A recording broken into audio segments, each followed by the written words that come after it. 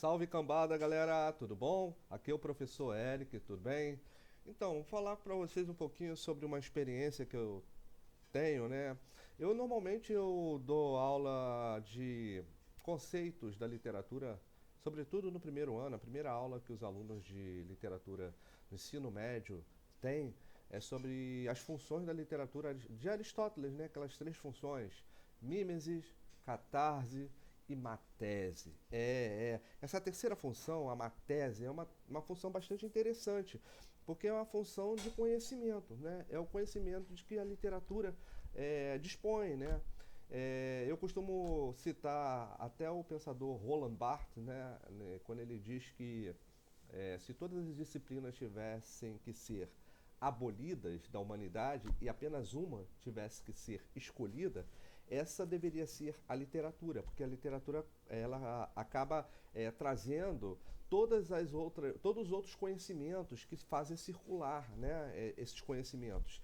São conhecimentos que estão presentes na literatura e que não estão detidos por algum tipo de fronteira, algum tipo de limite. Esses conhecimentos eles se articulam dentro daquilo que se convencionou chamar de matéses. Então, matéses é o conhecimento, é a circulação dos conhecimentos na literatura. Bom, acontece que eu, né, lendo agora recentemente um livro muito interessante, que eu já tinha ouvido falar, foi tema da Portela, chamado Um Defeito de Cor. Né? Eu estou lendo esse livro aqui para trabalhar com meus alunos do ensino médio.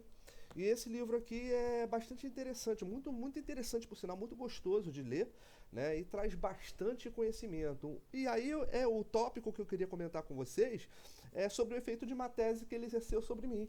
Né, que ele vai falar sobre o pão de açúcar. E aí eu achava, na minha ignorância, que o Pão de Açúcar aqui do Rio de Janeiro, o Morro Pão de Açúcar, tinha esse nome devido à semelhança com pãezinhos de açúcar, né? Pãezinhos de açúcar, tipo broinhas, polvilhadas de açúcar. Só que não é isso não.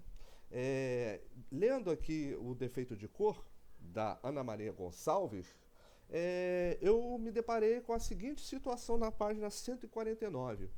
Um personagem Talib, que é um mestre açucareiro. Esse livro se passa na época da colonização, na época do Brasil colônia, né, na verdade, na época do Brasil colônia, com grandes engenhos de açúcar, a escravidão acontecendo aqui sem dó, sem piedade. E aí um dos escravizados, que é personagem, que era mestre de açúcar, diz assim: Talib, que era mestre de açúcar, disse que cada carro produzia um pão de açúcar, que pesava mais ou menos 4 arrobas. E logo mais embaixo ele diz: a massa, de açúcar no caso, era novamente batida até esfriar e ser colocada dentro de potes de barros, chamado de pão de açúcar ou forma. Eram necessários muitos destes potes, acho que tínhamos uns 300. Mais à frente vai dizer assim: as formas, os pães de açúcar, tinham mais ou menos 5 palmos de altura por 3 de largura no topo, pois iam se afunilando para terminarem em uma base de mais ou menos 2 polegadas, vazada, que tapávamos com rolinhos feitos de folha de bananeira. E aí, o conhecimento aparece nesse livro como uma tese para mim. Eu fui pesquisar, não sabia disso, não sabia que o pão de açúcar era uma forma de barro que continha o açúcar bruto, né, o melado ali em vias de virar açúcar. E por conta dessas formas de barro em formato de cone na ponta, que se assemelhavam aos pães rústicos portugueses e que continham açúcar dentro, né? Por conta disso, aquele formato daqui nem existe mais. Isso no Brasil, na verdade, esse tipo de formato de pão de açúcar, o pão mesmo, nunca existiu. Né? Existiu a forma de barro.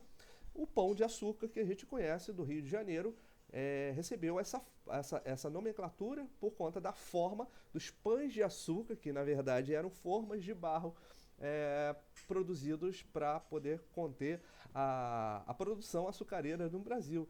Muito interessante o efeito de matéses. Eu fui pesquisar, óbvio. Eu joguei no Google, Oráculo Pós-Moderno, e achei 2 artigos, um da UFRJ e um da Universidade de Brasília, que falam exatamente sobre isso. Os pães de açúcar que eram formas de barro com formato cônico, que daí surgiu o nome Pão de Açúcar, batizando aí o nosso morro lá, né? A nossa montanha lá, tão conhecida mundialmente. Viu aí, galera? Tchau, tchau, abraço.